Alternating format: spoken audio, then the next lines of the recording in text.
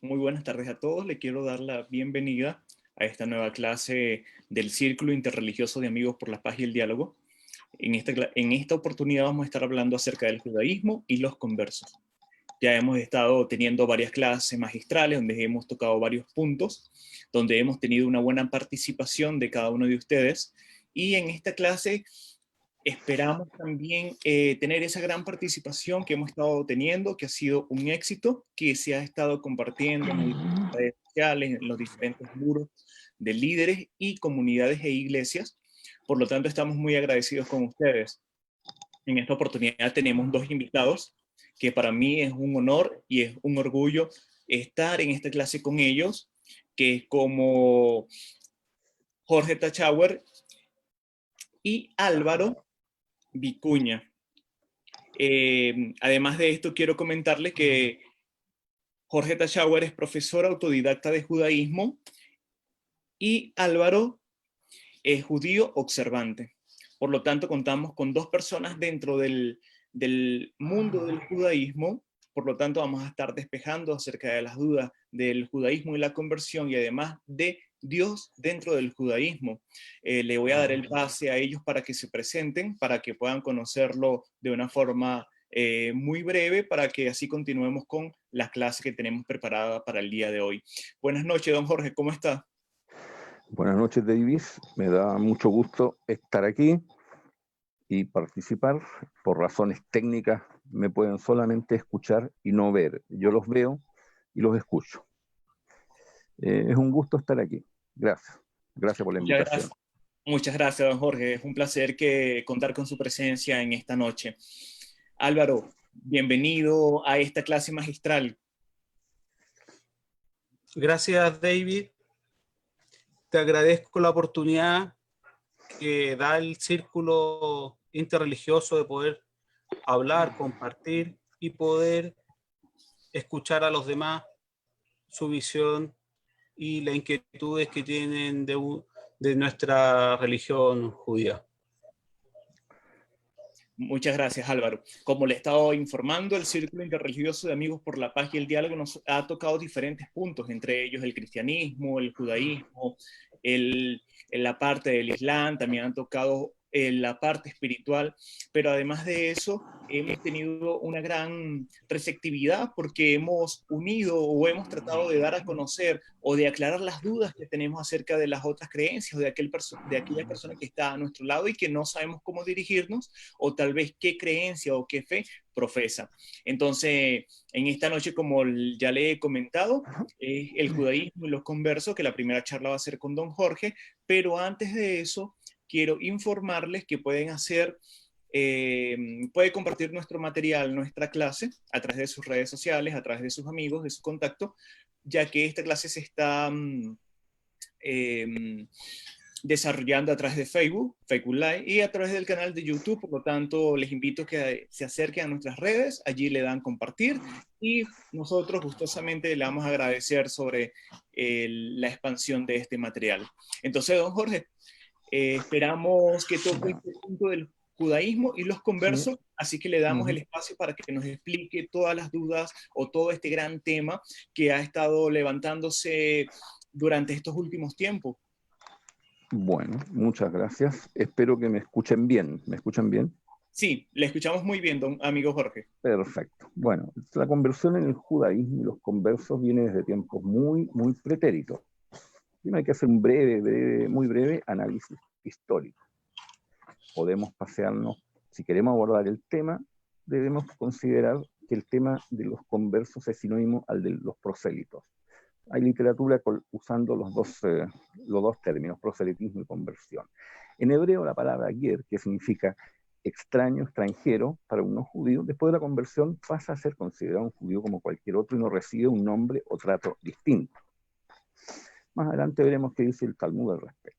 Bueno, en tiempos bíblicos hubo un elemento misionero desde un comienzo, nacido de la convicción de que el mensaje recibido de Dios valía la pena de difundirse y compartirse.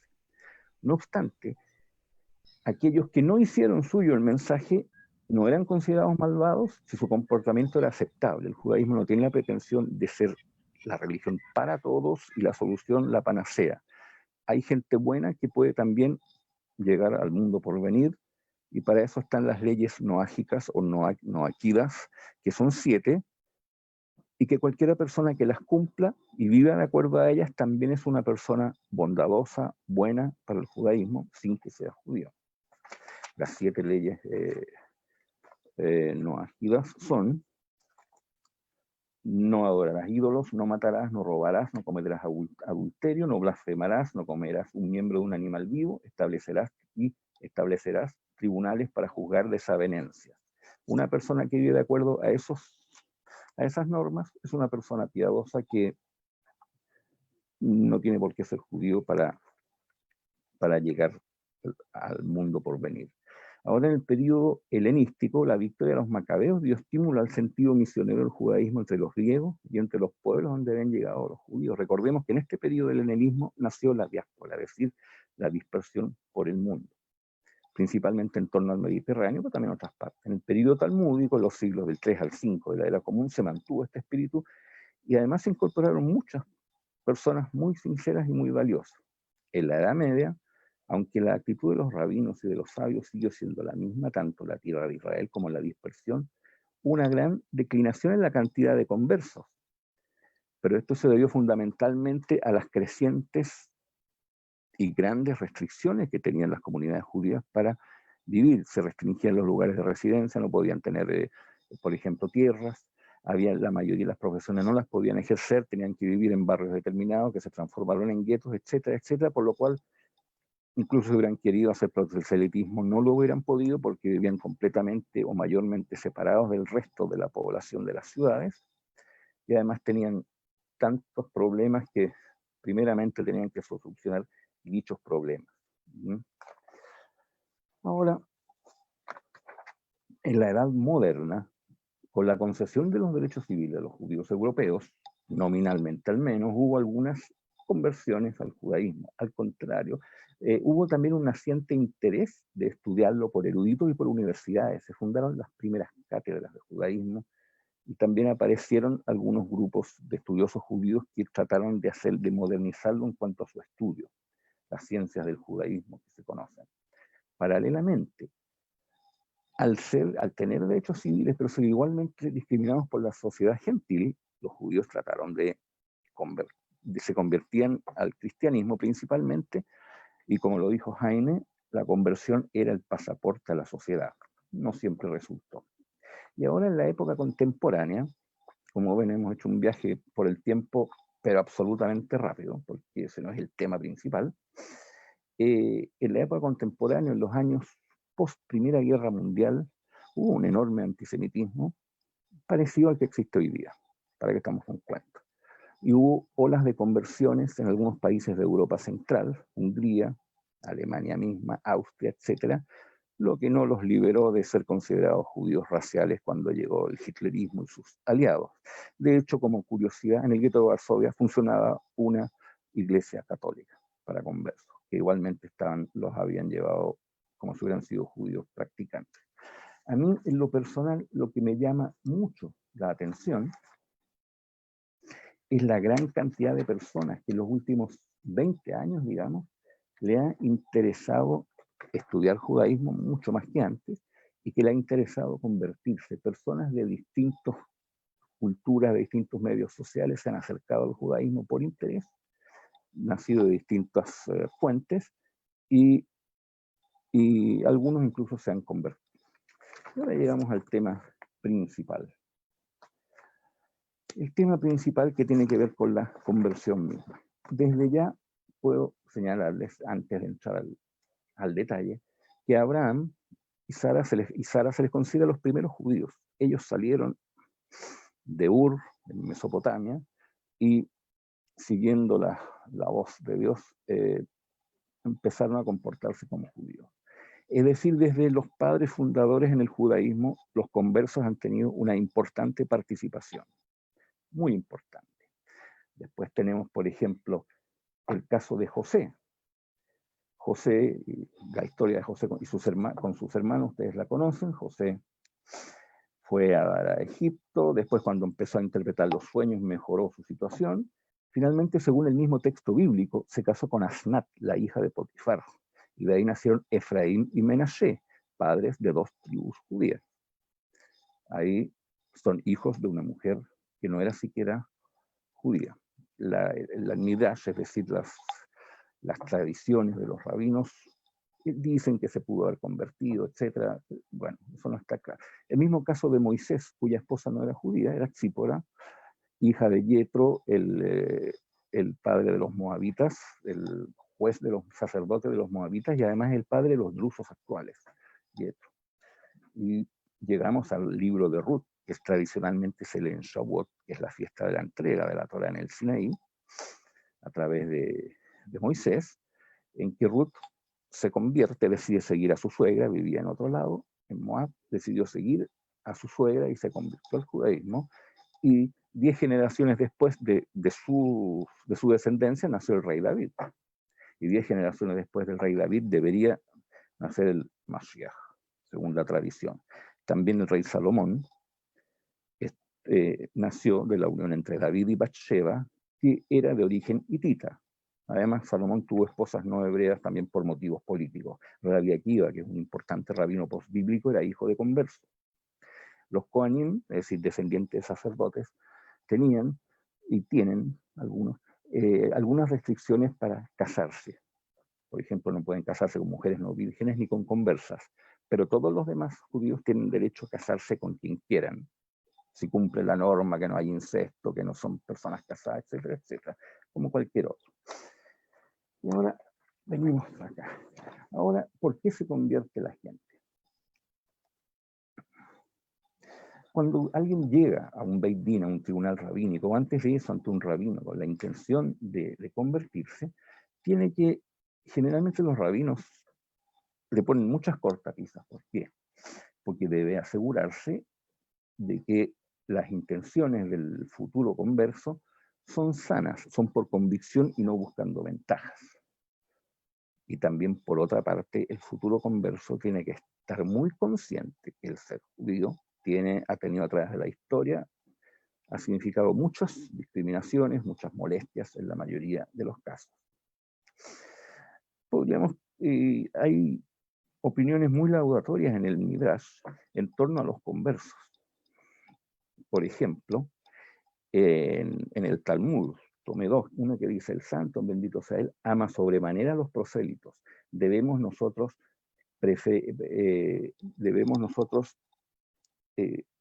preferir a ellos que dejaron su familia, su gente y su pueblo para venir a nosotros. Merecen nuestra especial protección.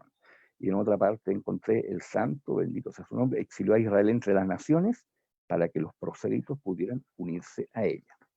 Ahora, en mis modestas andanzas he detectado tres causas principales para las conversiones, 3 motivos específicos. 1, conversión por mejorías materiales. Hay personas que por lograr un mejor estatus en determinadas circunstancias se convierten al judaísmo. Por ejemplo, tienen amigos judíos y tienen la posibilidad de medrar, ya sea económicamente, socialmente, y se tratan de convertir al menos sin mayor convicción, porque les conviene. Después, conversión por matrimonio. Hay cónyuges o futuros cónyuges que se convierten para casarse con un judío o judía sin mayor convicción previa, es decir, sin conocer mucho, y sin mayores estudios o profundizaciones en lo que es la filosofía y la ética del judaísmo antes de haberlo conocido a través de su futuro cónyuge y la familia de este. Es indudablemente una inmensa muestra de amor que les puede provocar incluso el rompimiento de lazos familiares y afectivos con otras personas. Esto es realmente una gran muestra de amor.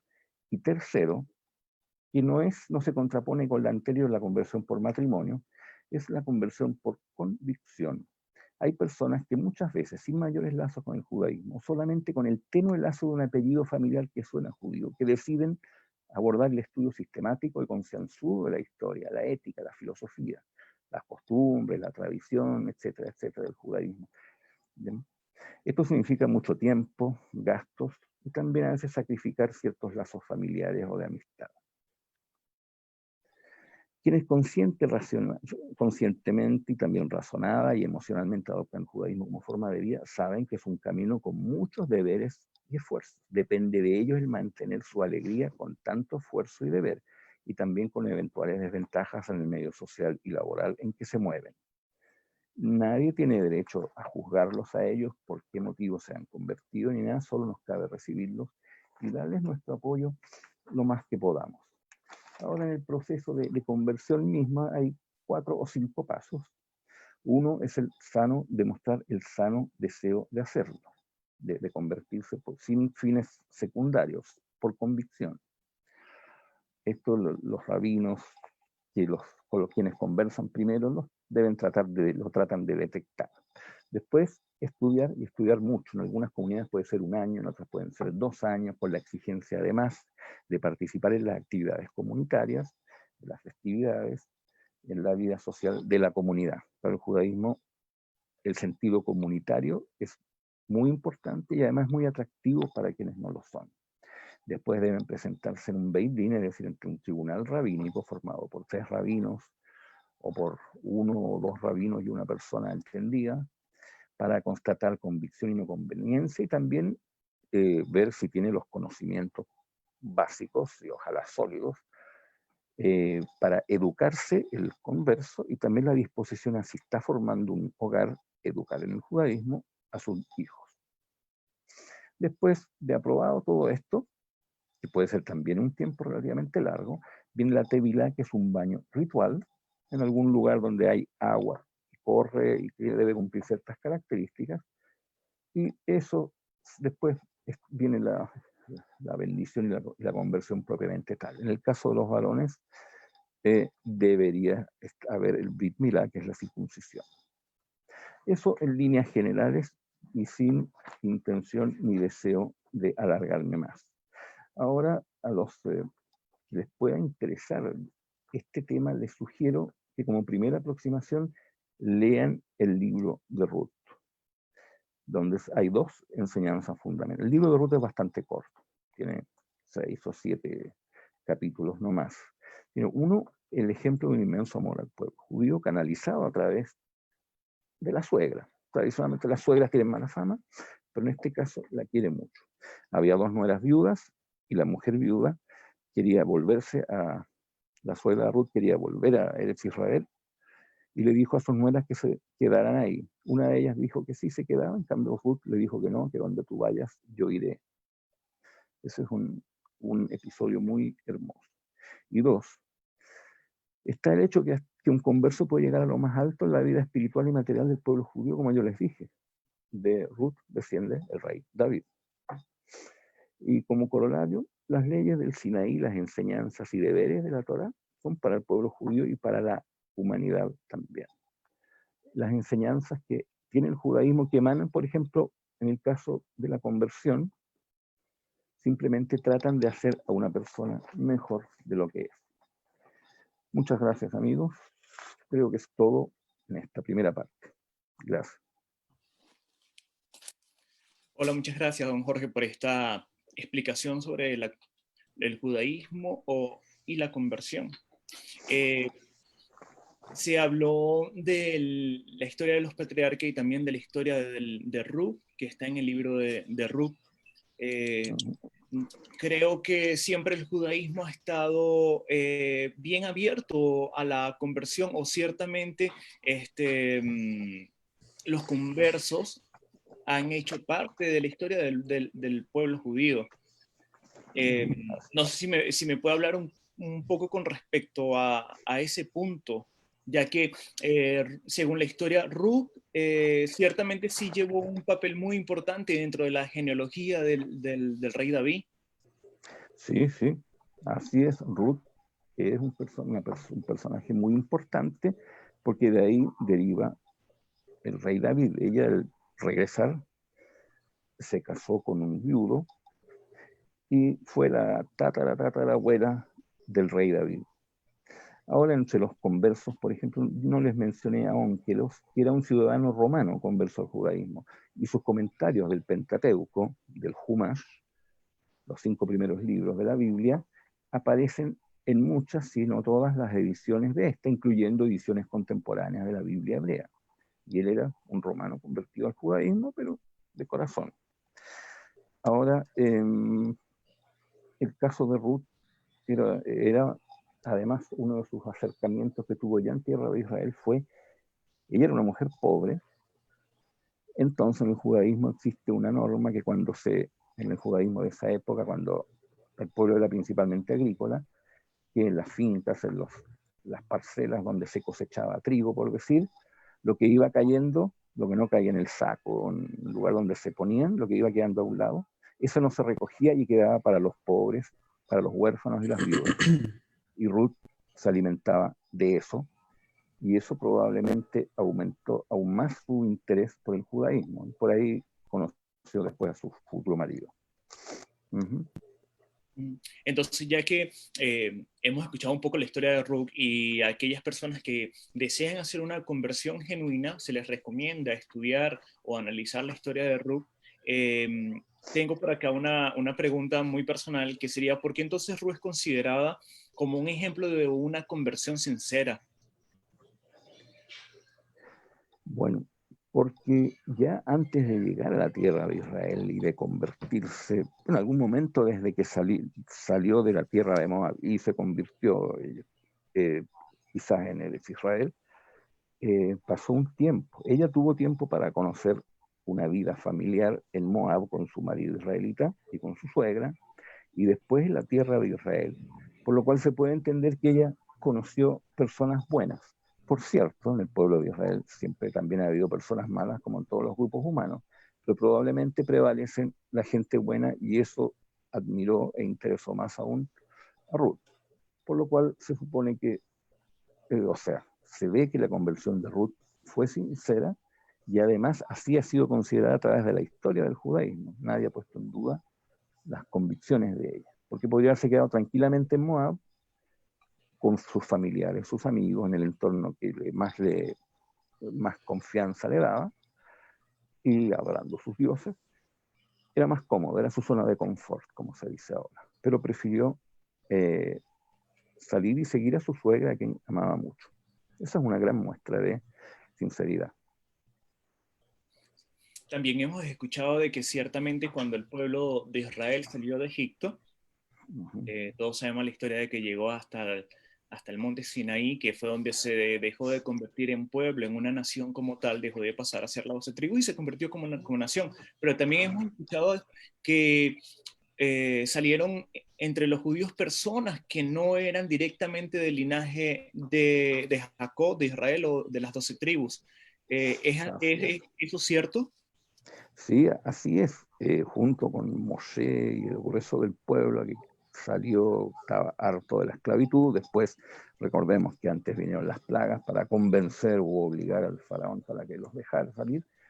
Se adhirieron, se acoplaron gentes de muchos pueblos egipcios y también gentes de otros pueblos que vivían en esa zona, y se agregaron. Es decir, el pueblo hebreo, el pueblo judío nació con conversos. Nació, aunque en ese momento eran tribus todavía, en el momento que recibió la Torá en el Sinaí, pasó a ser un pueblo, pero estaba formado por gente, no era 100% heterogénea o homogéneo, era un poco heterogéneo.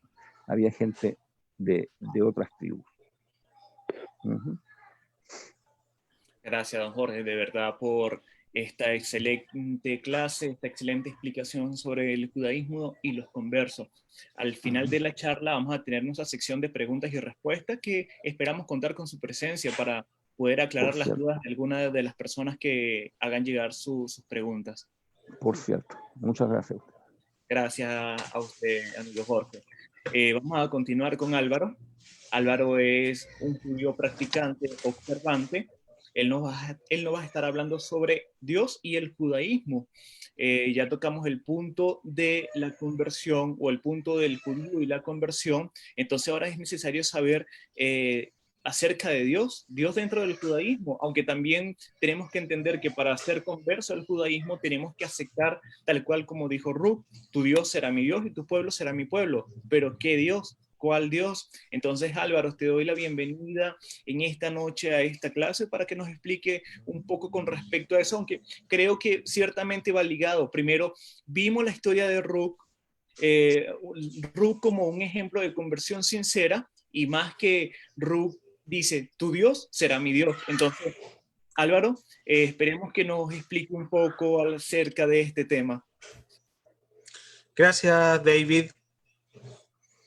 Lo primero que quiero decir y aclarar es que el judaísmo se basa básicamente en 3 pilares. Muchas veces se asocia el judaísmo como una simple religión, pero básicamente está compuesto de 3 grandes elementos: el pueblo como tal, la tierra, Eretz Israel, y la Torá, la Biblia, el Pentateuco. Eso hace que cualquier persona que haga una de las 3 puede volver a las 3. Y por eso hay muchas personas que se consideran judías. No necesariamente se define a partir de un Dios existente. Aun cuando cumplen rito y mandamiento, pueden decir, dado que pertenecen a un pueblo, están en una tierra y tienen acercamiento a ciertas comunidades, sobre todo en Eretz Israel, no creer en un Dios como tal, pero sí creen en un pueblo. Entonces, cuando yo miro desde lejos al pueblo judío, veo un todo, pero cuando yo me acerco, desde el punto de vista de la teología, nos podemos encontrar con diversas ramas. Está la ortodoxia, el mundo conservador, los reformistas, los hasídicos, reconstruccionismo, progresista, y hay un montón más. También, si me alejo, de nuevo, veo un montón, pero si me acerco geográficamente, puedo ver Ashkenazí, Sefaradí, marroquí, etíope, sabra, judíos diáspora. Entonces, para los judíos creyentes en la existencia de un Dios, la idea de un Dios mismo es más que un título distinguido. Esto nos permite que sea concebido de varias maneras a lo largo del tiempo y por las diferentes partes del mundo. Lo que sí creemos los judíos, que cuando hay un Dios, este es uno. Somos monoteístas, que se expresa de múltiples maneras. Creemos en el vínculo que cada persona de la humanidad tiene con un Dios. La Torá escrita es lo más sagrado después de la vida humana. Entonces, cuando una persona escribe un texto judío que nosotros le llamamos Sefer Torah, eso es un sofer. Muchas veces lo traducen como escriba, pero realmente la palabra de traductor de un sofer debiese ser contador. Él debe contar con todo para escribir el texto sagrado. Se escribe en cuero con una tinta, y cada vez que él empieza a transcribir como copista de un texto original, cuando llega la palabra de Dios, para nosotros es tan importante, es tan sagrada, que él como escriba se detiene y cumple con una variedad de mitzvot o mandamientos. Como por ejemplo, rezar, lavarse las manos, no puede estar enojado al momento en que escribe el nombre de Dios, no puede estar con hambre, sucio. El tiempo que se demora más o menos en escribir un Sefer Torah es más o menos un año. Y estamos hablando solamente de los primeros 5 libros de la Torá, de la Biblia. Entonces, no recibimos, por ejemplo, los judíos no escriben el nombre de Dios en un papel, que sabemos que a posterior se va a desechar en la basurero. Nosotros nos cuidamos mucho el concepto de la deidad. En los textos sagrados, escritos a mano, que no se pueden ya seguir leyendo, esos se entierran con los mismos cuidados que se entierran ser humano. Cada individuo o en el colectivo como pueblo tiene la capacidad de conversar con Dios. Toda la humanidad puede conversar con Dios. No es exclusividad de los judíos o de una religión en particular o un tiempo o un momento exacto. Todos pueden conversar en cualquier minuto. El sabio y el profeta también pueden venir de cualquier religión o pueblo, y todos tienen cabida, ya que ellos deben de recibir las enseñanzas de Dios para poderlas transmitir a su propio pueblo en su propio idioma. La relación con Dios cambia cada vez que se relaciona uno con Él, ya que la relación con Él, al pensar, al sentir, al actuar, automáticamente esa experiencia transforma a las personas y las vuelve nuevamente a un estado diferente. Por ende, también se tiene en consideración un Dios transformador. Entonces, teniendo eso como un macro general de los judíos, que van a haber múltiples interpretaciones, múltiples formas, podemos entender que también en el pensamiento tradicional judío se entiende a Dios como un ser absoluto, indivisible e incomparable, que es la causa última de toda la existencia. Generalmente se enfatiza en que Dios es personal, pero también es trascendente, mientras que algunas interpretaciones más contemporáneas, Dios es una fuerza como tal o un ideal moral en sí mismo. En el judaísmo también Dios se cita de varias maneras. El Dios de Abraham, de Isaac y Jacob, o el Dios de los israelitas, el Dios que liberó a los israelitas de la esclavitud de Egipto, el Dios que dio la ley a Moisés en el monte Sinaí. Los judíos a menudo escriben a Dios como omnisciente. En la Biblia también tenemos que mencionar que en el relato mismo, como está escrito, muchas veces la gramática es masculina o en formas similares asociado a lo masculino. Pero la filosofía judía tradicional no atribuye género a Dios. Si bien la literatura judía hace mención en ocasiones a que Dios usa un lenguaje de género, por razones poéticas u otras, los judíos nunca entienden que este lenguaje implica que Dios es específico de su género. Está fuera de este. ¿Por qué? Porque los contiene a ambos y contiene todas las variables. La tradición cabalística además sostiene que las emanaciones de lo divino consisten en 10 aspectos llamados sefirot. De ahí podemos ver en algunos lugares el libro del árbol de la vida. En las articulaciones modernas del judaísmo tradicional se ha especulado que Dios es el creador eterno, omnipotente, omnipresente del universo. Es la fuerza de la moralidad también. Dios tiene el poder de intervenir en el mundo. No puede explicar la existencia de por medio del no, el Dios. Cuando uno dice, ¿quién es tu Dios? Yo lo puedo explicar a través del no. No tiene origen, no tiene principio, no tiene fin, no tiene forma. Porque la medida en que lo pongo en positivo, automáticamente lo limito, pensando que es infinito. Cuando me voy a lo personal, ya entramos al corazón de cada individuo. La mayoría del judaísmo clásico ve a Dios como un Dios personal, lo que significa que los humanos pueden tener una relación con Dios y viceversa. Dios puede también tener la relación con cada individuo. El rabino Samuel Cohen escribió que Dios, tal como lo concibió el judaísmo, no es solo la primera causa, el poder creativo, la razón mundial, sino también el Padre vivo y amoroso de los hombres. No solo es cósmico, sino también personal. En el monoteísmo judío, piensa en Dios en términos de carácter infinito o personalidad, mientras que el panteísmo se contenta con una visión de Dios como impersonal. Esto muestra en la liturgia judía que hay un himno que nosotros le llamamos Adon Olam, amo del universo o del mundo, que incluye una afirmación en la cual se establece que Él es mi Dios, es un Dios vivo. Escucha y contesta.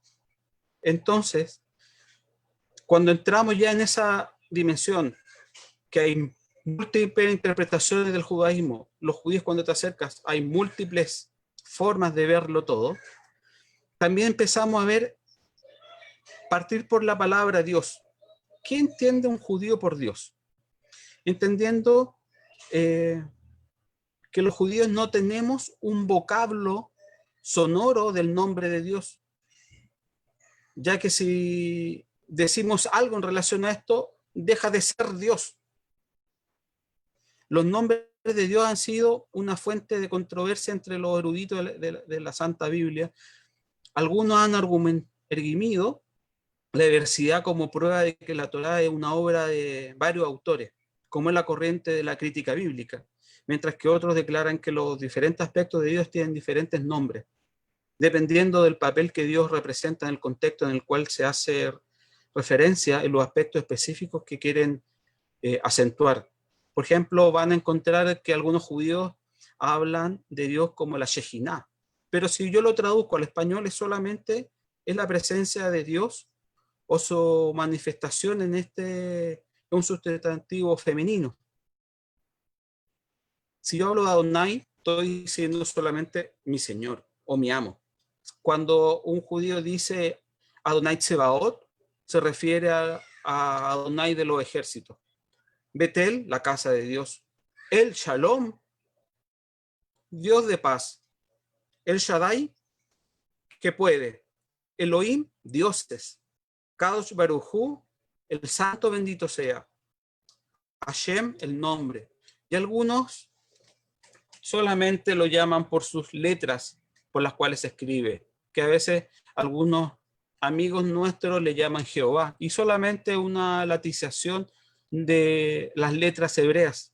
También encontramos que la línea jasídica y cabalista encuentran 72 nombres ocultos en la Biblia, las cuales no tienen, ninguna tiene una forma verbal de pronunciarlo, solamente una versión escrita.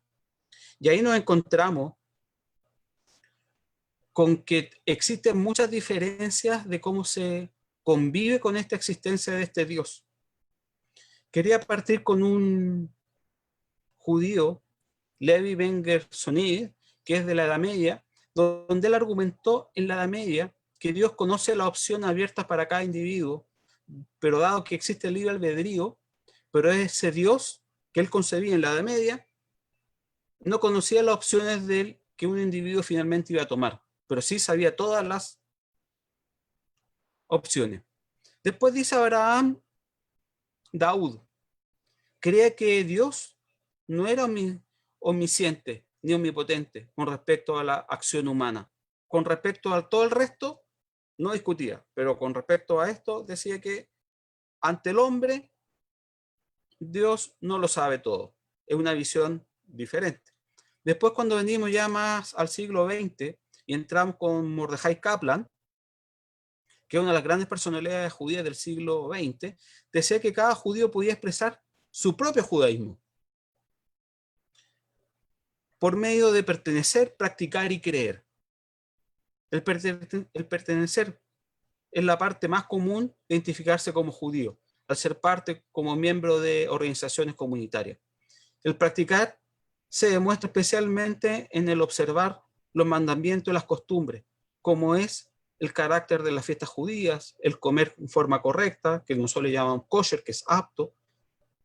Pero el creer es mucho la forma más difícil de expresar su judaísmo, porque implica definir en qué cosas sí creemos y en qué cosas no creemos y qué conceptos nos definen como judíos. Dios no es personal y que todas las descripciones antropomórficas de Dios son, en el mejor metáfora, imperfectas. Dios es la suma de todos los procesos naturales que permiten que el hombre se convierta en autocumplido como creación. Dio el poder en el cosmos que le da a la vida humana el sentido de que permite al ser humano para reflejar la imagen de Dios. Después, si nos vamos a uno de los grandes rabinos, Neil Gridman, el judaísmo es lo que sea que el pueblo judío dice que es. Entonces, en cada época, un pueblo dice, o una generación de judíos dice, vamos a hacer esto, o esta es la relación con Dios, esa definición se convierte en la forma en que esa generación ve a Dios. Por ende, lo primero que se pregunta después de ser un gran erudito en la Torá, ¿cómo puedo enseñar teología judía si yo mismo no lo tengo claro en lo que creo. Por ende, Abraham Joshua Herscher, él piensa que el hombre no está solo. Considera que sí existe un Dios como radicalmente diferente a los humanos, pero que lo que explora la forma en que el judaísmo enseña que una persona puede tener un encuentro con el inefable. Cualquier persona puede llegar a él en cualquier minuto. Después nos vamos a uno de los grandes filósofos, que es Baruch Spinoza, también muy conocido por las personas que siguen a Albert Einstein, porque cuando alguien le preguntaba a Einstein en qué Dios creía, él decía en el Dios de Spinoza. Y el Dios de Spinoza es un Dios muy simple. Dios es conceptualizado no como un ente personal o personificado que dirige la existencia eternamente a ella, sino como el conjunto de todo lo que existe, que se expresa tanto en la extensión como en el pensamiento. Dicho de otro modo, se considera que Dios es la propia realidad que se expresa a través de la naturaleza. Esta sería una de las formas particulares en que Dios se expresa. Dios, de Spinoza, no daría una finalidad al mundo, sino que en una parte de él se le considera naturaleza naturante, es decir, lo que es, y da origen a los diferentes modos de la naturaleza, tales como el pensamiento de la materia. En síntesis, para Spinoza Dios es todo y fuera de él no existe nada. Entre la nada también está dentro de Dios. Un filósofo que a mí personalmente me gusta mucho, parte de su reflexión, donde él es un filósofo donde él nace a partir de las preguntas y él dice que las cosas vienen de la fenomenología. Yo no sé si creo en la existencia de Dios en este tradicional sentido teológico. Me parece más importante que la Biblia sea divina, dice él. Precisamente en esa relación deseante que el ser humano mantiene con la alteridad, la alteridad tiene el concepto de, no es la empatía, la alteridad viene a ser la capacidad de descubrir el mundo por medio del otro, no siendo el otro, sino a través del otro. Entonces concebida aquí como algo que anhela pero que no puede aprender por completo. ¿Por qué? Porque yo nunca puedo llegar a ser el otro. Y en ese vacío de la relación de uno con otro, ahí es donde surge para Levinas la idea de un Dios, un sentimiento religioso por sí mismo. Para Martin Buber, otro gran filósofo contemporáneo, en su obra el autor plasma las relaciones del yo, tú y el yo, ello. En el yo, tú detalla la relación entre el hombre y el mundo, describiéndola como abierta y de mutuo diálogo entre la relación yo, ello. Se debe interactuar necesariamente con el yo, tú, con un otro, con el semejante. Pero este no es el objetivo. El propósito principal es, sin embargo, la relación entre el hombre y la eterna fuente del mundo, representada por Dios. Buber apoya que la existencia de Dios puede encontrarse en la existencia diaria. Si yo me relaciono, y él establece 3 niveles, el mineral, el vegetal y el humano, yo puedo tratar a otra persona muy mal, a otra más o menos y a otra bien. Y la forma en que yo trate a los demás bien, la suma de esas relaciones va a ser mi encuentro con Dios. El Dios está en el encuentro con la otra persona. Edmond Yavés, siguiendo esa misma línea, trabaja la hospitalidad desde la palabra, ya que la hospitalidad debe estar antes del encuentro con el otro. Yo cuando quiero recibir a alguien en mi hogar, preparo el hogar, lo limpio, lo ordeno, preparo, si puedo, preparo comida para recibir a la persona grata. Entonces la hospitalidad desde la palabra se da en forma hospitalaria. Dice Edmond Yavés, sin reposo ni respuesta, porque errante es la palabra de Dios y porque Dios es la elección del judío y el judío es la elección de Dios. No existe otro interlocutor ni forma de diálogo distinta a la mantención por ambos desde su encuentro. Para Gershon Scholem, lo describe así. Se dice que la Torá es el nombre de Dios porque constituye un tejido viviente, un textus, en el sentido exacto de término en el cual está elaborado de un modo invisible e indirecto, el único verdadero nombre, el tetragramatón, y en el que dicho nombre reaparece constantemente como un leitmotiv, por así decirlo, de la tetra. La Torá es una estructura cuyo elemento básico sobre el cual apoya la construcción misma de la palabra y el encuentro con el otro. Entonces, cada vez que yo me junto con otra persona en el texto, en la palabra, me estoy encontrando con Dios. Dios está en el otro, está en el encuentro, está en la palabra. Un gran filósofo también judío, Maimónides, entiende a Dios como un ser absoluto, indivisible e incomparable, que es la causa última de toda existencia. Es personal, pero también trascendente. Es el fundamento de todos los fundamentos y el pilar de la sabiduría. Es saber que hay un ser primario que creó toda la existencia, todos los seres de los cielos, la tierra y todos los que entre ellos vinieron en existencia solo de la verdad de un ser. También estableció varios principios de la fe para establecer qué relación debiese tener el pueblo con la deidad. Que el Creador, alabado su nombre, creó y dirige el mundo. Entonces él establece que Dios tiene intervención después de la creación. Hay un Dios que te moviliza, que te mueve, que está contigo, que es cercano. Él únicamente hizo, hace y hará todos los hechos. Que el Creador, alabado sea su nombre, no es corporal, no lo alcanzan las influencias corporales y nada puede compararse a él. Que el Creador no posee cuerpo ni forma alguna, según Maimónides. Que el Creador, alabado su nombre, él es el principio y la eternidad. Que él ha creado y a su vez de su alabanza, su nombre es digno de hacer la oración, que nosotros también le llamamos tefilá. Y no hay quien pedir fuera de él. Uno tiene que ir directamente a él. No le puedo pedir a un amigo que rece por algo que yo puedo hacer. Todas las palabras de nuestros profetas son verdaderas cuando vienen de Dios. El Creador, alabado su nombre sea, que todo lo que la persona hace y conoce, todos sus pensamientos. El Creador recompensa el bien a los que cumplen sus misbot y castigan a los que transgreden sus preceptos.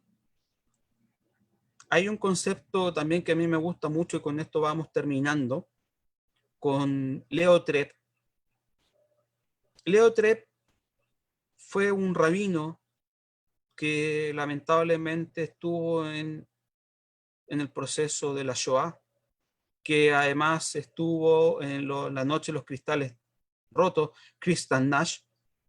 Lo toman en un programa antisemita que tuvo lugar en la noche del 9 de noviembre de 1938 y resultó en la destrucción de cientos de sinagogas ese día, en la muerte de 91 judíos.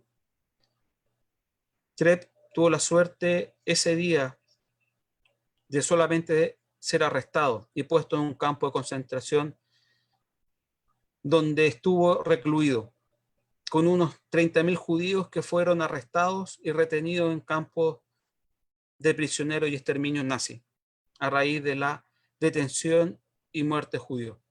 Trepp vio su papel como parte de un rabino muy gratificante porque los judíos lo necesitaron en ese minuto dentro de esa condición muy extrema en la cual vivió.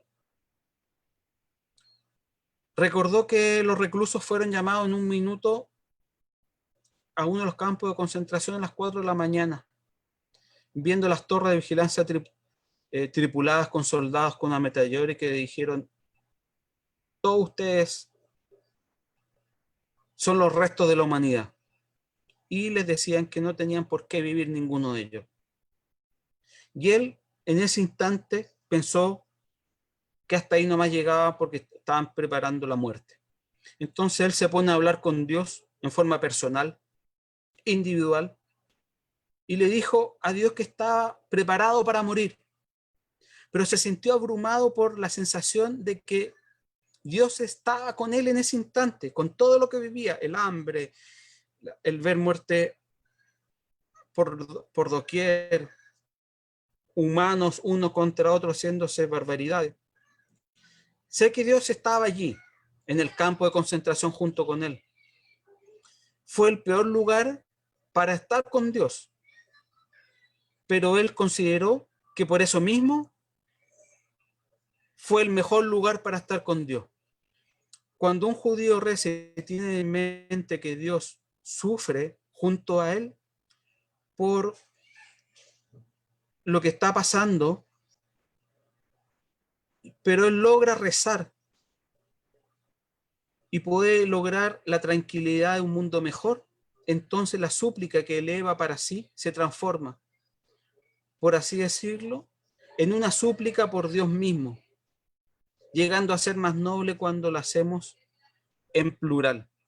Por ende, el Dios de los judíos, que podemos encontrar en muchos lugares, está relacionado con un tiempo, está relacionado con una individualidad, con una reflexión personal, está relacionada con un encuentro de cada uno que muestra un colectivo y se puede expresar desde el día a día, se puede expresar desde un estudio, se puede expresar de diferentes géneros y diferentes religiones. Por eso, el Dios de los judíos no tiene nombre, no sabemos solamente cómo se escriben los textos, no sabemos cómo se pronuncia, solamente buscamos recovecos para buscar cierto encuentro con una definición, pero el cual al fin y al cabo no tiene importancia para nosotros. Lo importante es el encuentro con el otro, encontrar a Dios por medio del otro, encontrar el encuentro por medio de la comunidad, encontrar a Dios por medio de cumplir en forma correcta las mitzvot, en comer en forma lo más adecuado posible, ¿ya? Y eso para nosotros es una importancia radical, el encuentro con Dios, con la divinidad. Y por eso es que, terminando con esto, le doy las gracias a David por poder permitirme hablar, permitirme expresar y haber preparado esta clase para todos ustedes, y que sea con bendición, que sea con alegría y que sea para poder abrir conversación y diálogo. Muchas gracias, Álvaro, por esta clase. Las gracias se las damos al Círculo Interreligioso de Amigos por la Paz y el Diálogo, porque gracias a este círculo es que este espacio está abierto y se puede transmitir a través de las redes sociales y llegar a muchas personas que tienen dudas con respecto a su creencia religiosa o hacia la fe de la otra persona. Por acá tengo algunas preguntas para ustedes, para Jorge y para Álvaro. Y la primera pregunta es la siguiente. Miriam Carrasco, desde Perú, hace la siguiente pregunta. Pregunta al profesor Jorge lo siguiente. Si Ruth aceptó al Dios de Israel de manera inmediata, ¿por qué debe pasar por un tribunal de rabinos, como mencionó, para ser aceptada? Bueno, eso no lo menciona en ninguna parte del texto bíblico. Con el tiempo se fue de alguna forma estructurando una manera de llevar a cabo las conversiones. Uno puede pensar que habiendo sido buena esposa de un judío que vivía en Moab, habiendo sido una nuera que seguía a su suegra, a su país, a un país extraño para Ruth, y después allá vio en la pobreza y la modestia hasta que después se casó, se supone que con eso ya había mostrado su apego al judaísmo. Eso ella lo había demostrado. Yo pertenezco a una comunidad progresista, eso significa que toda persona que es judía, o que se siente judía, o que le interesa el judaísmo es bienvenida. No le preguntamos ni su posición social, ni su orientación sexual, ni ninguna cosa por el estilo. Yo en lo personal soy agnóstico, pero tengo un gran apego a la tradición y fui criado por mis padres en ese sentido.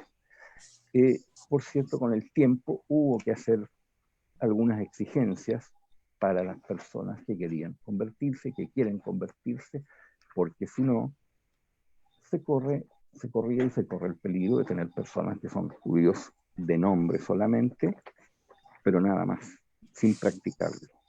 La persona que se siente judía y que practica el judaísmo, participa en una comunidad, vive de acuerdo a las normas. Por ejemplo, los mal llamados 10 mandamientos son 10 palabras, 10 aseveraciones, no mandamientos. Una persona que vive de acuerdo a ellos es una persona, digamos, que puede llevar una vida judía plena.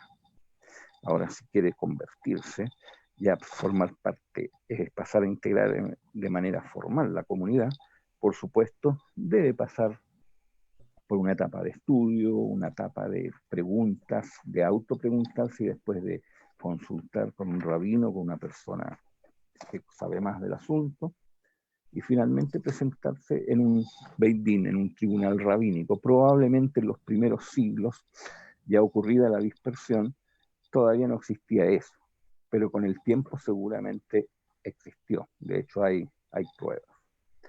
Y además, tocando otro asunto que tocó Álvaro, simplemente él mencionó al rabino Leo Trepp. El rabino Leo Trepp tiene una interesante obra de historia del judaísmo que se llama Historia de una experiencia judía. Es una historia del judaísmo de los tiempos pretéritos hasta pocos años atrás, pero explicada de otra manera. Es un libro muy interesante. Gracias. Muchas gracias, amigo Jorge, por esa excelente respuesta. Tengo otra pregunta por acá, que de Kamal Curry. Él pregunta lo siguiente: en el judaísmo, Dios está en un lugar físico. ¿Dónde está? Yo creo que esta pregunta va para ambos, tanto para Jorge como para Álvaro. Dentro del judaísmo, ¿Dios está en un lugar físico? Y si está en un lugar físico, ¿dónde está? Si me permites, una respuesta que te puedo dar, y que es breve, pero es muy sencilla. Donde hay un judío, donde hay un creyente, una persona que sepa que hay algo superior, que es la causa primera, llámela como la llame, ahí está Dios. Dios no tiene un lugar físico del momento que es omnisciente, omnipresente, omnisapiente y omnipotente. Muchas gracias, amigo Jorge. Álvaro, no sé si tienes que añadir algo a esta pregunta. De hecho, cuando los judíos estuvieron en conflicto con los romanos, y los romanos le pidieron a los judíos que pusieran a su Dios en una caja para que ellos pudieran certificar que era ese Dios y no otro, y ellos pudieran hacer tributo a ese Dios y después pagar los impuestos a los romanos. Le dieron un par de días a los sacerdotes judíos para que llevaran esta caja. Y la cosa es que después de unos cuantos días, entendiendo que si no llegaban con esa caja, con el Dios adentro en tablilla, iban a matar a varias personas. Entonces, cuando los sacerdotes llevaron esta caja a los romanos, le dijeron: aquí está su caja. Y los romanos abren la caja y ven que adentro no hay nada. Y los romanos le preguntan: ¿por qué hacen este desaire si saben que si nosotros los vamos a matar? Y la única palabra que los sacerdotes judíos conocían para infinito era cielo, en la palabra de los romanos. Entonces ahí se asocia muchas veces que el Dios judío es como el cielo, como es infinito, pasó a estar en el cielo. Entonces, en general, el judaísmo, la relación con Dios no está en un lugar. E incluso está en la relación cuando nos encontramos con Buber. Él establece que la relación está con la otra persona. Levinas establece también en el alterismo, descubrir el mundo por medio del otro, cuando yo entiendo que la persona tiene cierta diferencia de mí, esa diferencia es donde yo descubro a Dios. La diferencia no está en la igualdad, el encuentro con Dios no está en la igualdad, sino en la diferencia. Ahí está Dios. Por ende, Dios para el judaísmo no está nunca en un lugar. De hecho, bíblicamente establece que Dios morará entre los judíos, no en un lugar físico, ni siquiera en el Beit Midrash. Y la palabra santo o santidad en el judaísmo se utiliza la palabra peso de cuántos kilos, cuántos gramos, porque se relaciona a cuánto las cosas me importan. Entonces la importancia que yo le doy a algo es bendita, es kadosh. En la medida en que yo le quito la importancia, pierde la santidad. Por ende, cuando yo algo soy santo, no se la puedo quitar. Por eso cuando hay un texto importante y le di importancia, ese texto ya no lo puedo ocupar para hacer una amalgama y hacer un cuarto detrás de una pieza. No, si yo eso lo tomo, no le puedo bajar la santidad. Entonces, para el judaísmo, Dios no está en un lugar, Dios está en absolutamente todo, es eterno, está en el encuentro con uno, antes de nacer, después de nacer, está en todos lados. No hay un lugar donde yo me encuentre con Dios en forma específica y yo salga y ya no esté Dios. Dios está en todos lados, precisamente desde el punto de vista judaico, cuando se cree en una divinidad de esa manera, porque también entendiendo que me pidieron citar al judaísmo, y hay judíos que no creen en Dios como tal, pero sí creen en la colectividad o sí creen en que es importante vivir en la tierra de Israel y hacerla progresar. Muchas gracias, Álvaro. Tenemos por acá otra pregunta, que es de Naomi Berstein. Pregunta lo siguiente desde Uruguay. Pregunta a Jorge. Según lo que usted explicó, Ru como conversa fue abuela del rey David y de él nacería el Mesías. Entonces el Mesías viene de una raíz de conversos. Así es. Los conversos en el judaísmo han tenido mucha importancia. La respuesta es sí, viene de raíz, por eso que el judaísmo acoge a quien se interese por él. Por supuesto que la exigencia es grande. Hay una exigencia de estudio, de integración a comunidad, etcétera, de hacer el bien a los demás. En el judaísmo, el bien no solo empieza por casa, también se hace se logra de alguna forma la santidad que hablaba Álvaro, a través de hacer obras de bien. Pero, bien, a una pregunta bien concreta, la respuesta es concreta. Los conversos en el judaísmo han tenido una enorme importancia. Desde el momento que se convierten, pasan a ser judíos como cualquier otro.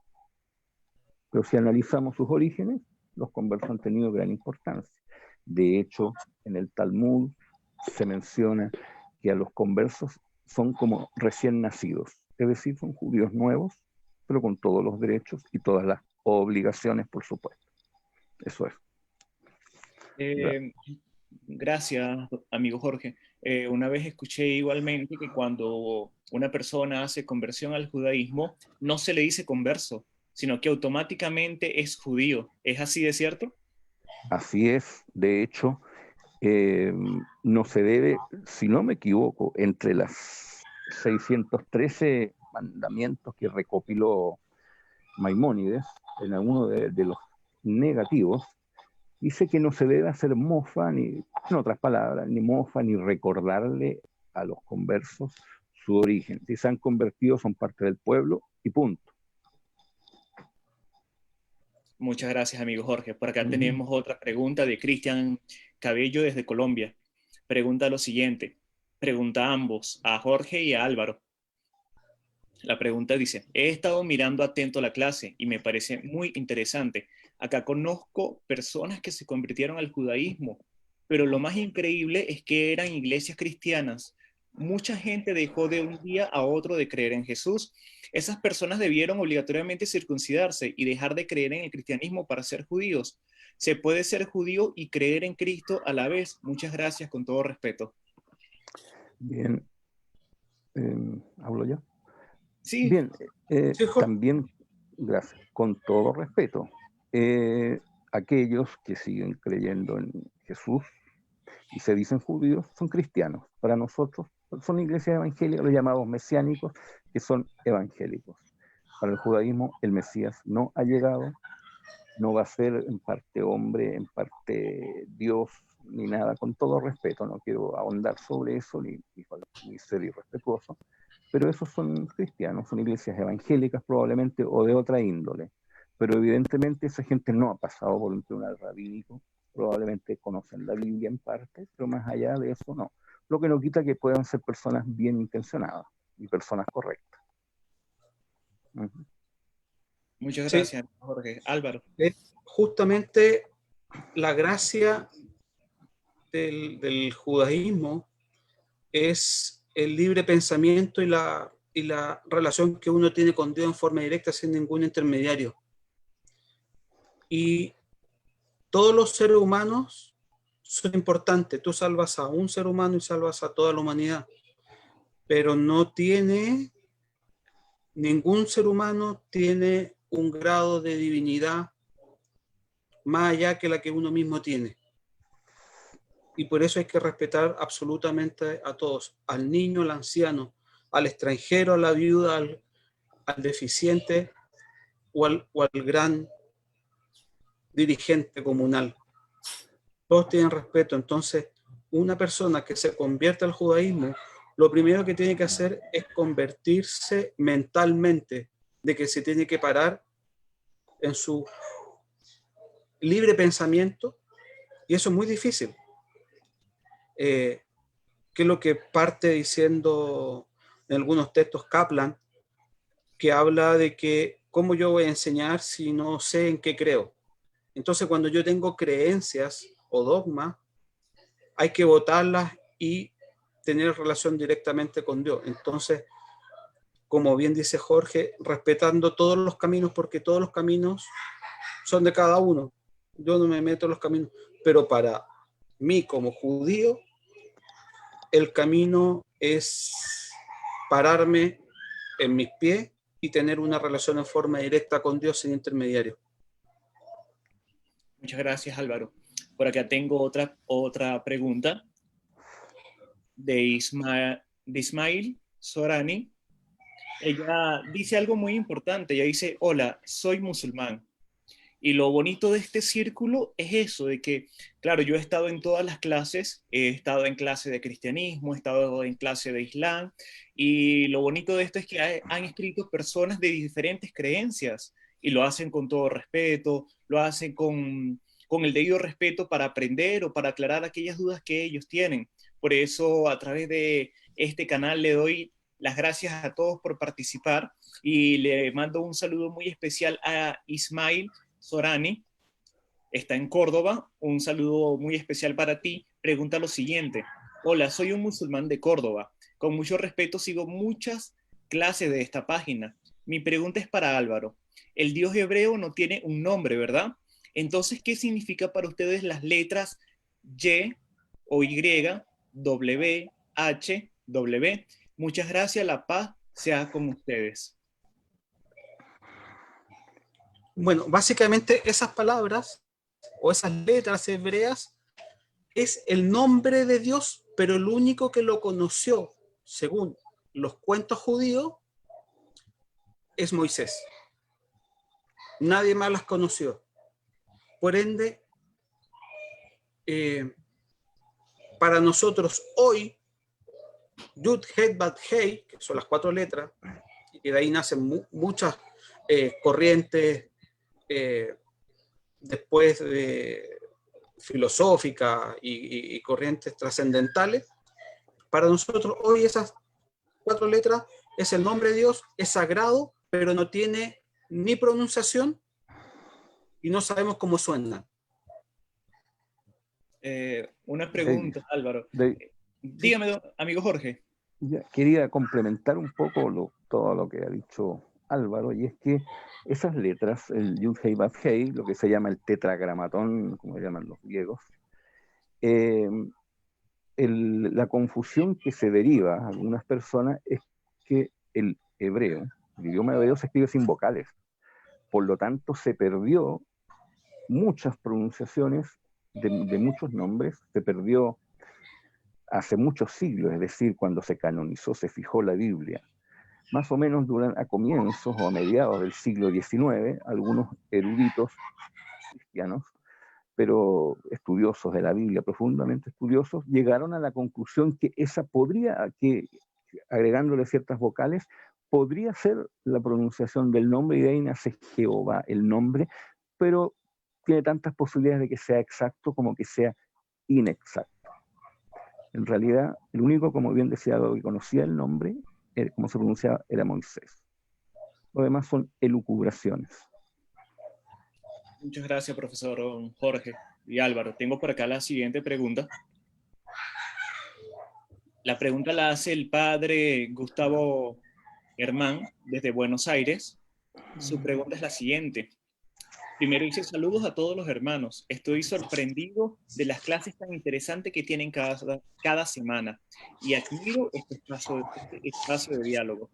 La pregunta es para ambos exponentes. ¿Ustedes tienen sacramentos que los conversos deben cumplir obligatoriamente? Me explico, los niños hacen comunión o bar mitzvah, y si alguien es adulto, ¿debe cumplir también con esto? Profesor Jorge. Sí, ya. Bueno, llamarlo sacramento no es exacto, pero sí para poder realizarse los servicios religiosos en una sinagoga, para poder realizarse ciertas actividades religiosas, se requiere un quórum mínimo, llamado minyan en hebreo, que consiste tradicionalmente en 10 varones judíos. En las comunidades progresistas y también en algunas conservadoras también se integramos a las mujeres. Mayores de 12 años las mujeres, mayores de 13 años los hombres. Ahora, por cierto, al llegar a la edad, las mujeres a los 12 años, los hombres a los 13, hay una ceremonia que en sí es muy sencilla. Tienen que leer el trozo bíblico el sábado de la mañana que ese día corresponde. Y también algunas actividades durante la semana.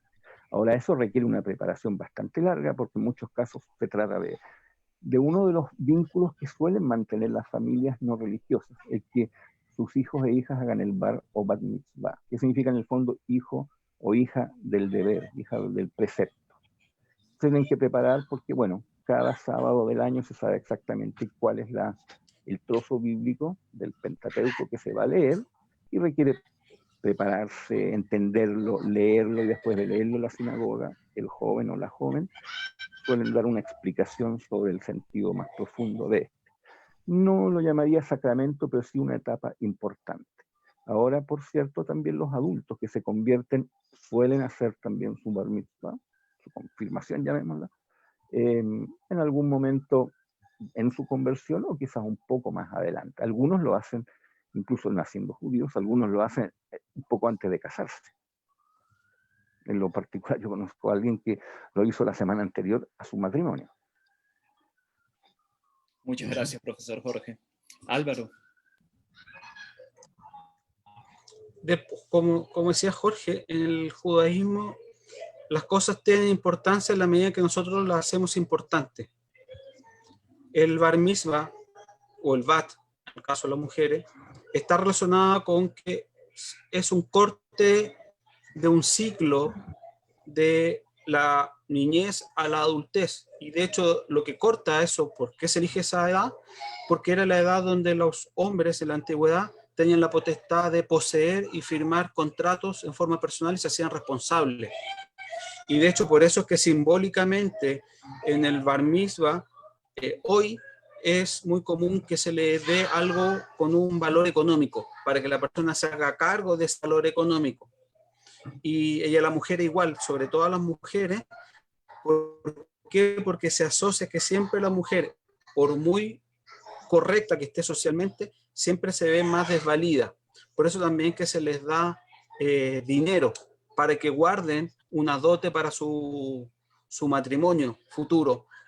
más que un rito netamente religioso, es más un rito social de integración de esta persona a la responsabilidad que tiene a partir de ese minuto con el pueblo en su totalidad. Por ende que también ellos, el hombre sobre todo, pasa a formar parte del minyan, que pasas a contar como un hombre responsable que puede servir para ciertos rezos. Muchas gracias, Álvaro. David, una pequeña. Dígame, Desde profesor.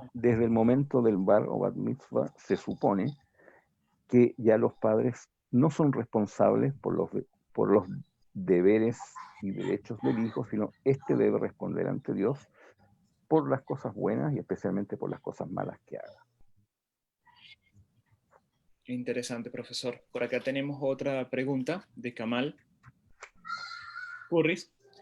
Pregunta lo siguiente. Pregunta para los dos hermanos. Hoy en día los judíos tienen un líder principal como un papa cristiano, profesor Jorge. No, eso no existe. Las comunidades judías tienen mucha semejanza a comunidades como las que hay de algunas denominaciones evangélicas.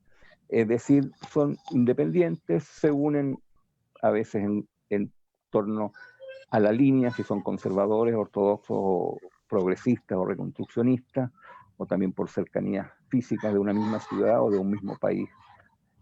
Pero no existe eso. Hay en Estados Unidos, por ejemplo, una unión de rabinos ortodoxos, unión de sinagogas ortodoxas y otras unión de conservadoras, etcétera, pero el judaísmo siempre ha sido formado por comunidades independientes, lo que ha permitido, entre otras muchas otras cosas, la supervivencia del judaísmo. Al no haber una cabeza general o mundial, el judaísmo se han cortado unas cabezas o han digamos, destruido comunidades en un lugar, las que están en otro siguen funcionando como siempre lo han hecho. Muchas gracias.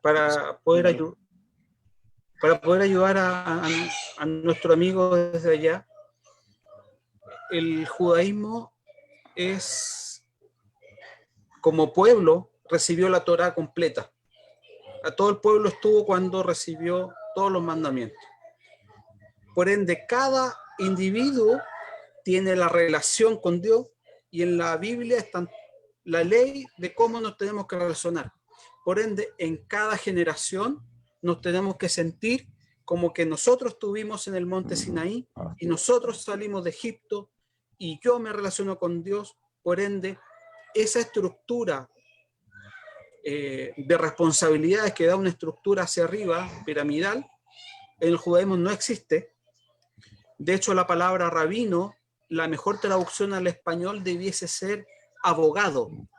Si yo no sé, por ejemplo, yo tengo un problema con mi vecino por una fruta que cae en el lado mío o cae en su lado, y yo no me sé la ley, voy donde el rabino, le explico la situación y él me explica la ley. Yo tomando en cuenta eso, yo tomo mi decisión y veo qué hago. O voy a la comunidad y llevamos esto a un diálogo diferente, por ejemplo, como lo hacen los judíos yemenitas, que ellos tienen ruedos de discusión, porque ellos no necesariamente se basan en toda la normativa halágica, porque ellos se separaron de la norma halágica, por ende ellos tienen ciertas leyes bíblicas que después, en la Edad Media, por el mundo del rabinato, se cambió, pero ellos siguieron en paralelo, por ende, no sigue la misma norma.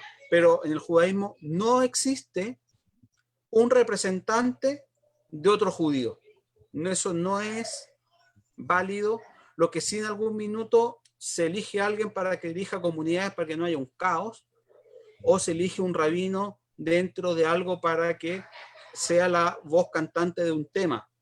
Pero eso en relación a otro ser humano, pero no en relación a la divinidad. La divinidad es uno con el de arriba y el de arriba se establece.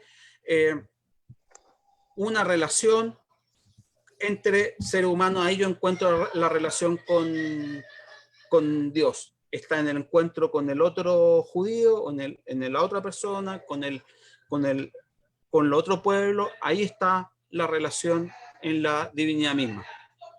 Muchas gracias, Álvaro. Tenemos por acá la última pregunta del día de hoy. Tengo que aclarar que es la última pregunta de aquellas personas que nos están viendo.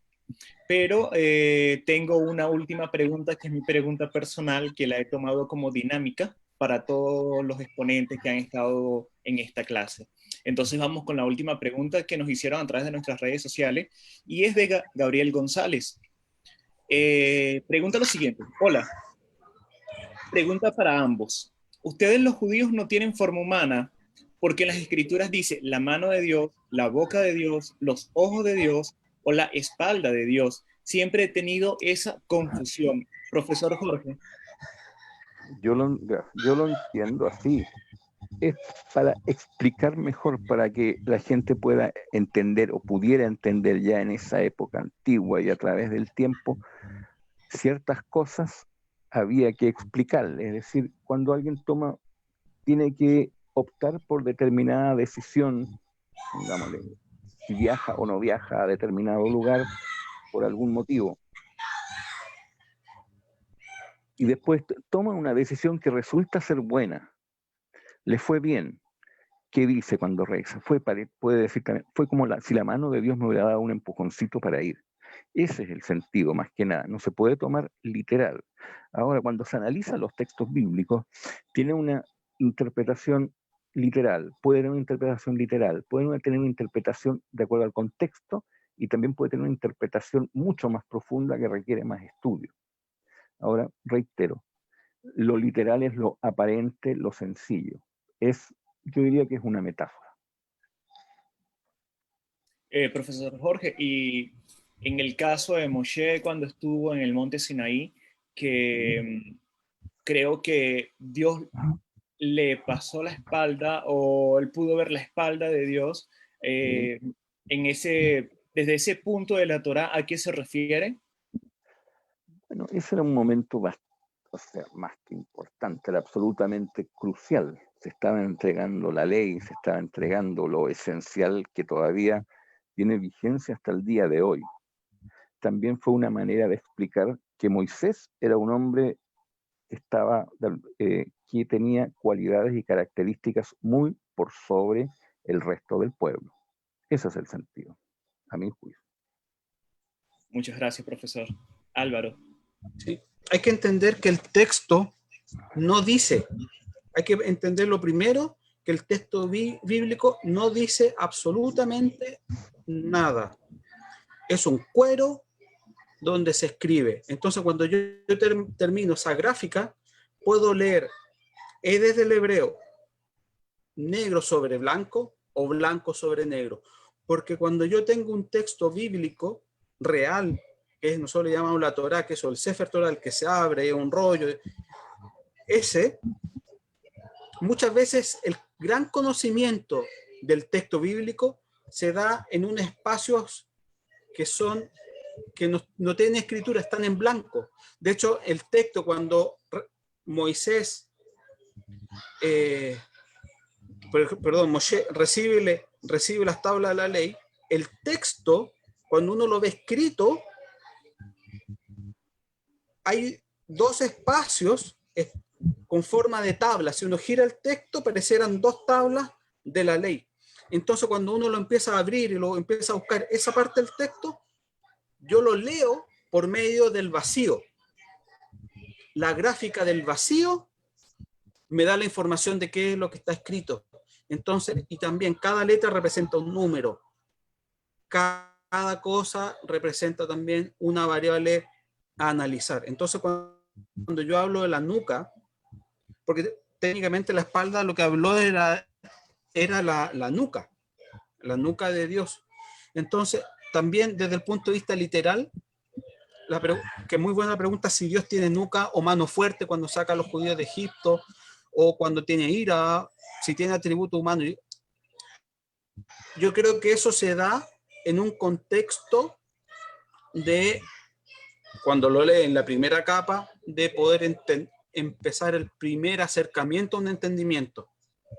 Después, cuando ya entiendo esa realidad, puedo profundizar y complejizar mi análisis con mi experiencia de vida, cómo yo estoy con mi relación con mis hijos, cómo yo me relaciono con mi esposa, con una viuda, o con mis padres, o con el trabajo. Y cuando yo complejizo mi vida, vuelvo al texto y puedo profundizar aún más. Entonces, esa nuca ya no va a ser una nuca, va a poder ser un problema, un conflicto, una idea, una razón mucho más allá. Y ahí yo puedo extraer ley, puedo extraer raciocinio, puedo extraer elementos filosóficos, razones, y si eso lo comparo con otro texto de las mismas características, puedo sacar una profundidad o un conocimiento mucho mayor a eso. Entonces, leerlo en forma literal de objeto físico de la deidad, para el judaísmo no tiene sentido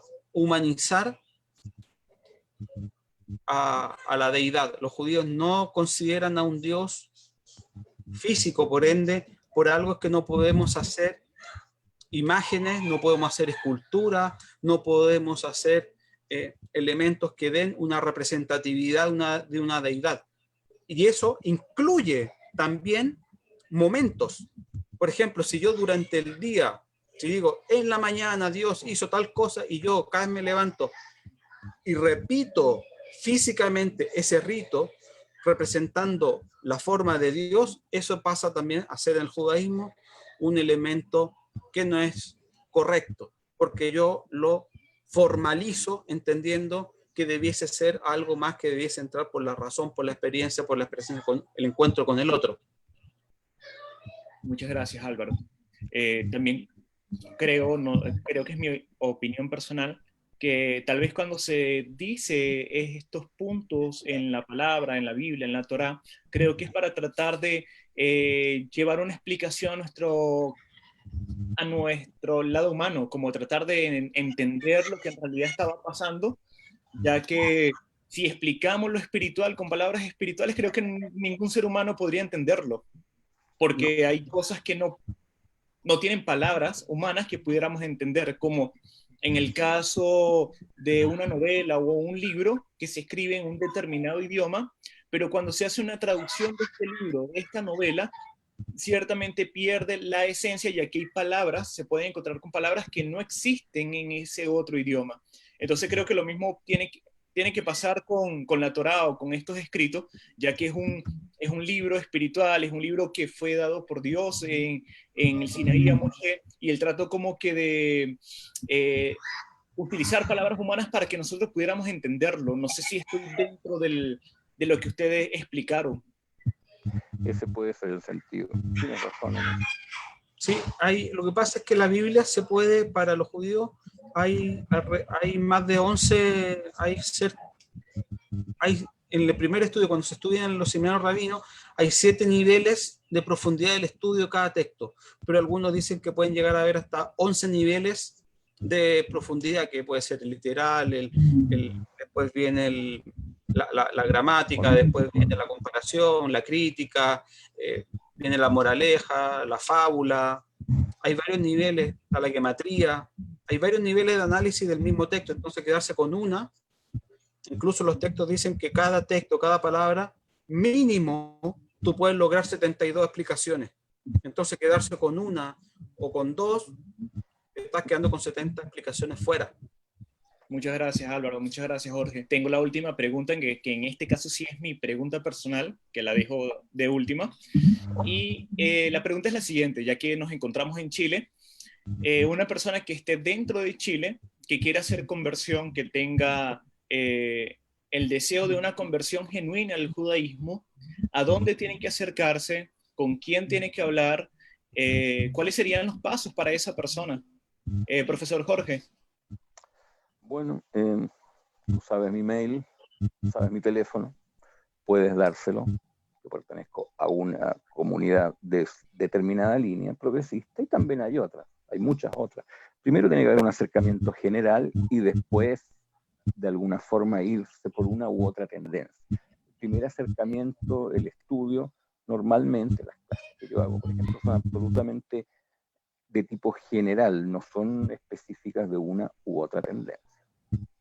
Así que si te llega alguien, puedes darle mi teléfono o mi mail, como seguramente puedes darle el de Álvaro, de la comunidad a la que él pertenece, sin problema. Álvaro. ¿La misma pregunta? Sí, la misma pregunta para los dos. Okay. Básicamente, una persona que se quiere convertir al judaísmo siempre va a encontrar la manera de llegar al pueblo judío. De hecho, están los llamados Anusim, los judíos de España que salieron y se convirtieron a marranos. Siempre va a estar el encuentro. En general, acá en Chile, el proceso lo llevan para que sea serio y tenga un grado de validez. En otras comunidades y en Israel, tiene que hacerlo sí o sí una comunidad judía con rabinos reconocidos. Aunque alágicamente, como bien decía Jorge, la conversión a partir de lo que hace Ruth la puede hacer casi cualquier judío cuando la persona autodeclara que quiere ser parte del pueblo. Tu pueblo es mi pueblo. Pero acá tiene que ir y dirigirse a cualquier comunidad y presentar una solicitud. Y tiene que buscar a alguien que pueda patrocinar este acercamiento.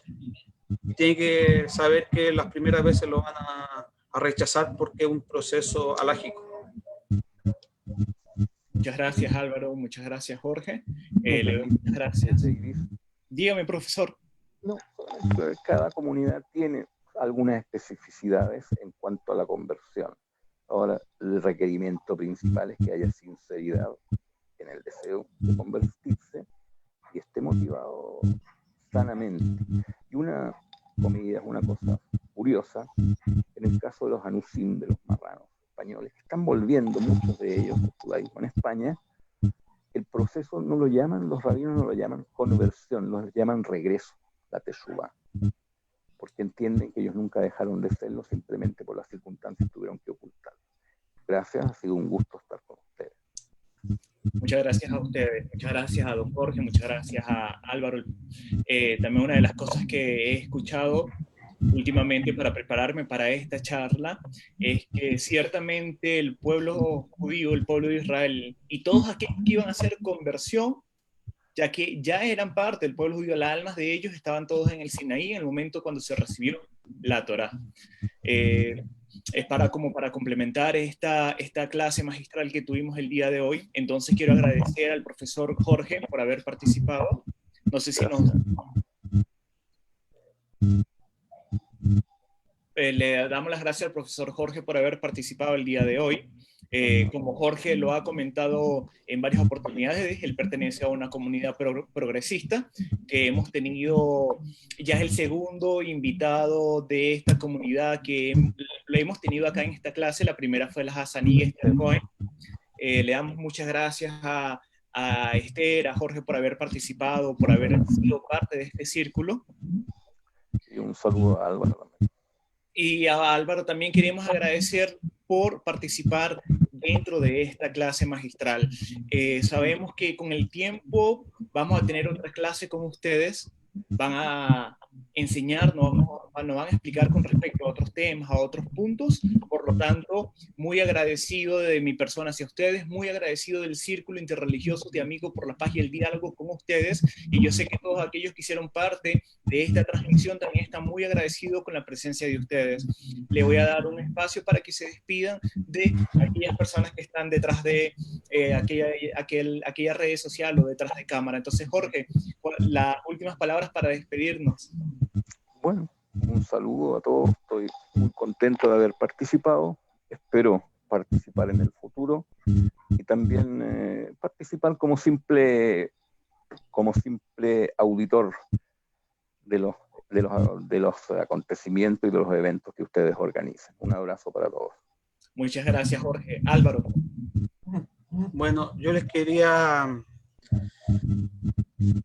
desear que estén bien junto a su familia en este momento de de pandemia, que confíen, que se acerquen a su Dios, que lo puedan estudiar, que lo puedan reflexionar, que puedan generar su propia creencia de su deidad, y puedan enriquecerse y tener la libertad de mantener su puerta abierta a otras religiones, y que todos podemos profesar nuestra propia religión, evitar la incitación al odio, promover la diferencia, y no una diferencia producto de un tema estético, sino la diferencia porque la diferencia es lo que a mí me hace mejor persona. Muchas gracias, Álvaro. Con esto terminamos. Le damos muchas gracias a la Oficina de Asuntos Religiosos de Quilicura, a los hermanos y hermanas musulmanes, judíos, cristianos, sikh, hindúes, evangélicos, anglicanos, budistas y otras denominaciones. Recordamos que mañana viernes tenemos el ciclo de cine a las 17 horas. La película es El Infiel, ni de aquí ni de allá. Comedia judío-islámica que trata sobre un musulmán que tiene problemas de identidad porque es judío y musulmán a la vez. La película está en inglés, subtitulada al español. Es una comedia para todo espectador. Invitamos a todos a estar atentos a las actividades de las próximas semanas a través de nuestras páginas oficial Círculo Interreligioso de Amigos por la Paz y el Diálogo, a través de Facebook y de YouTube. Por cuestiones de tiempo quedaron preguntas inconclusas y pedimos las disculpas por no poder o por no haber podido responderlas. Las que están en nuestro muro. Pediremos a los exponentes que la contesten de manera directa. La próxima semana tenemos la interesante clase del reverendo Cristian de la Iglesia Anglicana sobre la historia no contada de las iglesias protestantes en Chile. Con esta información nos despedimos. Le damos muchas gracias a todos. Que tengan una feliz noche. Una paz para ustedes. Shalom. Quedamos despedidos. Muchas gracias. Gracias.